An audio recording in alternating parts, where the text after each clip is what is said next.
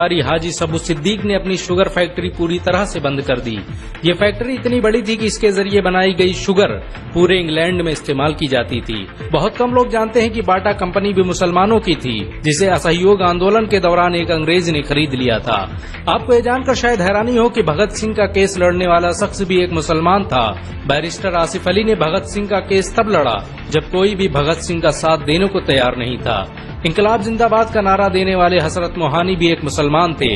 उन्होंने ही भारत की आजादी की रूपरेखा तैयार की थी। इतिहासकारों के मुताबिक 1857 में होने वाले विद्रोह में 50,000 उलमाओं को फांसी दी गई और लाखों मुसलमान सरेआम कत्ल कर दिए गए। 1857 में दिल्ली से लेकर कलकत्ता की रोड पर ऐसा कोई पेड़ नहीं था जिस पर मुस्लिम उलमाओं की लाशें न टंगी हो। मुसलमानों ने ही भारत की आजादी के लिए पहली जंग लड़ी। मैसूर के सुल्तान हैदर अली और उसके बेटी टीपू भारत की आजादी के लिए शहीद होने वाले पहले शासक थे। मशहूर क्रांतिकारी अशफाकुल्लाह खान सबसे कम उम्र में फांसी पाने वाले भारत के पहले व्यक्ति थे। बहुत कम लोग जानते हैं कि जय हिंद का नारा एक मुसलमान आबिद हसन सफानी ने दिया था। ये नारा आज भी भारतीय सेना और शासकीय प्रणाली में सम्मान स्वरूप इस्तेमाल किया जाता है। तिरंगे का निर्माण करने वाली सुरैया तैयब जी भी एक मुसलमान थी। उन्होंने ही भारत के राष्ट्रीय ध्वज को वर्तमान रूप दिया था। कानपुर में पैदा होने वाले अजीमुल्लाह खान ने ही मादरे वतन भारत की जय का नारा दिया था, जिसमें बाद में कुछ सांप्रदायिक लोगों ने माता शब्द को जोड़ दिया। आपको ये जानकर शायद हैरानी हो कि भारत का पहला राष्ट्रीय गीत अजीमुल्लाह खान ने ही लिखा था। बहुत कम लोग जानते हैं कि मौलाना कासिम नानोतवी ने दारुल उलूम देवबंद की स्थापना अंग्रेजों को भारत से निकालने के लिए की थी। इस मदरसे का मकसद देश में ऐसे नौजवानों को पैदा करना था जो भारत की आजादी में योगदान दे सकें। रेशमी रुमाल आंदोलन की शुरुआत करने वाले मौलाना महमूदुल हसन और मौलाना उबैदुल्ला सिंधी दारुल उलूम देवबंद के ही छात्र थे। मौलाना उबैदुल्ला सिंधी ने सुभाष चंद्र बोस के साथ मिलकर भारत की पहली अस्थायी सरकार की स्थापना की थी और वह भारत के पहले गृह मंत्री भी थे। आपको ये जानकर शायद हैरानी हो कि मौलाना महमूदुल हसन ने ही 1920 में गांधी को महात्मा का लक़ब दिया था। उनका ये नाम इतना मशहूर हुआ कि पूरी दुनिया में गांधी महात्मा गांधी के नाम से जाने जाने लगे। महमूदुल हसन ने ही हकीम अजमल खान के साथ मिलकर 1920 में जामिया मिलिया इस्लामिया यूनिवर्सिटी की स्थापना की थी, ताकि भारतीय शिक्षा तंत्र को अंग्रेजों के चंगुल से आजाद करवाया जा सके।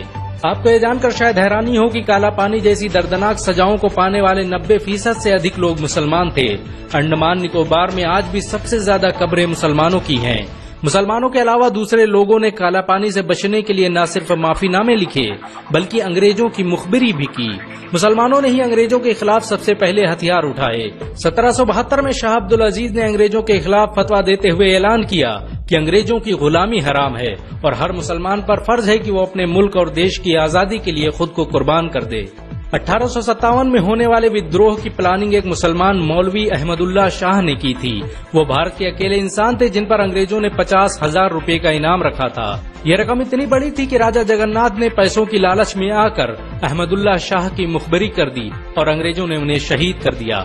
बहुत कम लोग जानते हैं कि 1857 में शहीद होने वाले 90% लोग मुसलमान थे। जालियांवाला बाग में जनरल डायर की गोलियों का निशाना बनने वाले अधिकतर लोग भी मुसलमान थे। भारत की आजादी का नेतृत्व करने वाले संगठन इंडियन नेशनल कांग्रेस के 9 से अधिक प्रेसिडेंट मुसलमान रहे। गांधी जी ने अफ्रीका में जहां वकालत की पढ़ाई की, वो कॉलेज भी एक भारतीय मुसलमान का था और वह जब भारत में आए तो उन्होंने आजादी के लिए अली ब्रदर्स के साथ काम करना शुरू किया, जो कि मुसलमान थे।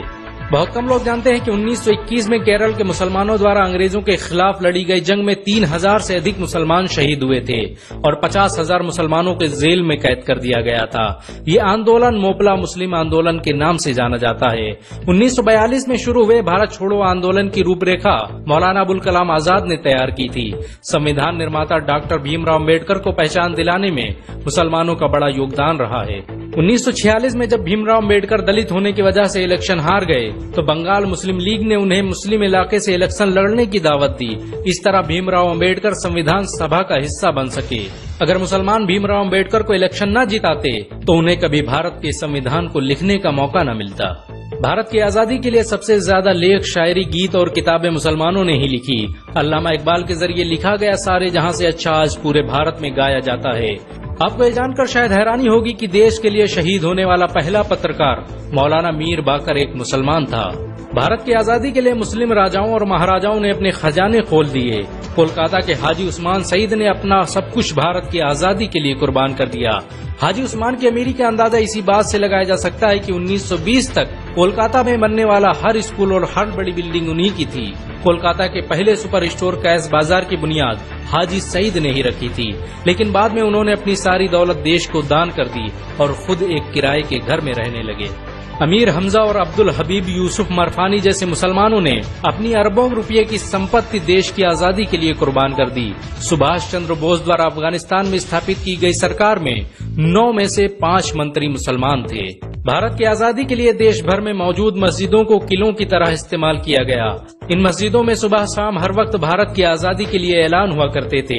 आजादी के वक्त कोई मस्जिद ऐसी नहीं थी जिसकी दीवारों पर मुसलमानों का खून न लगा हो। इन सब के अलावा ऐसे करोड़ों मुसलमान हैं जिन्होंने भारत की आजादी और उसकी अस्मिता के लिए अपना सब कुछ कुर्बान कर दिया। सच तो ये है कि भारत की आजादी मुसलमानों के बगैर मुमकिन न थी। भारत आज भी आजादी के लिए मुसलमानों का एहसानमंद